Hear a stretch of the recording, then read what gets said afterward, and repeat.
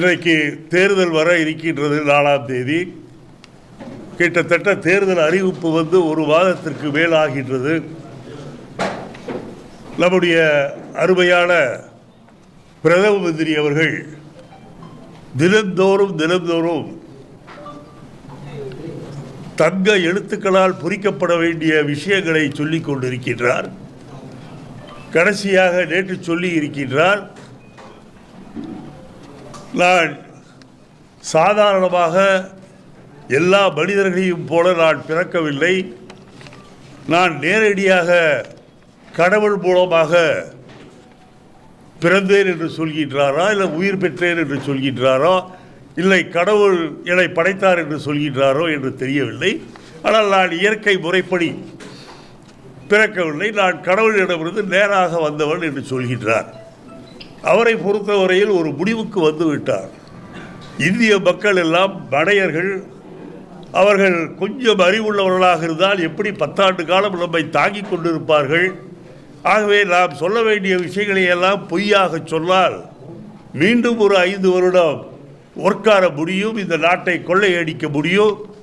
அதுவும் இன்றைக்கு பார்த்தீர்கள் என்றால் நம்முடைய அருமை தலைவர் ராகுல் காந்தி அவர்கள் சொல்லி இருக்கின்றார்கள், தரமற்ற நிலக்கரியை தமிழக மின் வாரியத்திற்கு கொடுத்து அதிலே கிட்டத்தட்ட 6000 கோடி ரூபாயை லஞ்சமாக மோடி அவர்கள் அந்த பணம் ட்ரக்காக என்றால் லாரியாக மோடிக்கு போய் சேர்ந்திருக்கிறது என்று இன்னைக்கு ராகுல் காந்தி அவர்கள் சொல்லி இருக்கின்றார்கள்.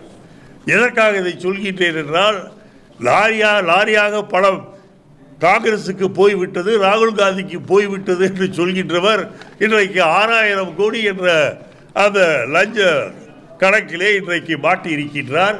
இவரை பொறுத்தவரையில் ஆயிரக்கணக்கான கோடி ரூபாயில் ஊழல் செய்வதுதான் இவருக்கு பிரதானம்.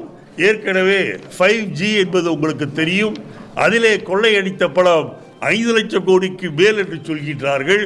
இப்படி லாரி மட்டுமல்ல, ஒரு கூட்ஸ் ட்ரெயினையே இவருக்கு ஸ்பெஷல் ட்ரெயினாக பணத்தை அனுப்ப வேண்டும் போல் இருக்கின்றது. கடந்த ஒரு மாதமாக பார்த்தீர்கள் என்றால் பைத்தியம் பிடித்தவரை போல, மன நோயாளியைப் போல உளறிக் கொண்டிருக்கின்றார். 400 ஆரம்பித்த அவருடைய உளறல் இன்றைக்கு நான் கடவுள் என்னை நேரடியாக பெற்று அனுப்பினாரா அல்லது உருவாக்கி அனுப்பினாரா என்று சொல்லவில்லை, கடவுளிடமிருந்து வந்திருக்கின்றேன் என்று சொல்றார். நாம் நித்யானந்தா, பிரம்மானந்தா, பிறகு பாபு ராமதேவ் போன்ற போலி சாமியார்கள் தான் பாலியல் வன்முறையில் ஈடுபட்டு ஜெயிலுக்கு போவார்கள், என்னை கடவுளின் அவதாரம் ஒன்றும் செய்யாதீர்கள் என்று சொல்வார்கள். இருந்தாலும் போலீஸ்காரர்கள் அவரை கைது செய்து ஸ்டேஷனுக்கு கொண்டு போய் முட்டிக்கு வாங்கினால் அவர்கள் அமைதியாக இருப்பார். ஆக அந்த பிரம்மானந்தா, நித்யானந்தா வரிசையிலே நம்முடைய மோடி அவர்கள் இன்றைக்கு சேர்ந்திருக்கின்றார். மிகவும் எப்படி என்றே எனக்கு தெரியவில்லை. ஏன் இவர் வீட்டை விட்டு வெளியே வந்தார், ஏன் குடும்பத்தை விட்டு வெளியே வந்தார் என்று சொன்னால் ஒரு மாதிரியான ஆள் போல் இருக்கின்றது. அதுதான் குடும்பத்தை விட்டு வந்து விட்டார். காரணம், குடும்பத்திலே இருக்கின்றவர்கள் இவரை வைத்து பாதுகாக்க முடியவில்லை என்ற காரணம்தான். இன்றைக்கு என்னிடமோ சொல்கின்றார், நான் இஸ்லாமியர்களை பற்றி பேசவில்லை. 80-20 என்றால் என்ன அர்த்தம்?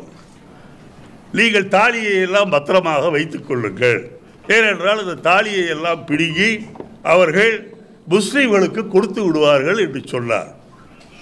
தாலி மற்றவர்கள் காப்பாற்றுவது இருக்கட்டும், முதலில் இவர் கட்டிய தாலியை இவர் காப்பாற்றினாரா என்றால் அது கேள்விக்குறிதான். முழு விவரம் எனக்கு தெரியாது. இருந்தாலும் தாலிக்கு இவர் மரியாதை தரமாட்டார் என்பது இன்றைக்கு 75 வயது என்று சொன்னால் 50 வருடத்திற்கு முன்பே தெரியும். ஏனென்றால் அவர் தாலிக்கு கொடுத்த மரியாதையை பற்றி குஜராத்தும் அறியும், இந்தியாவும் அறியும்.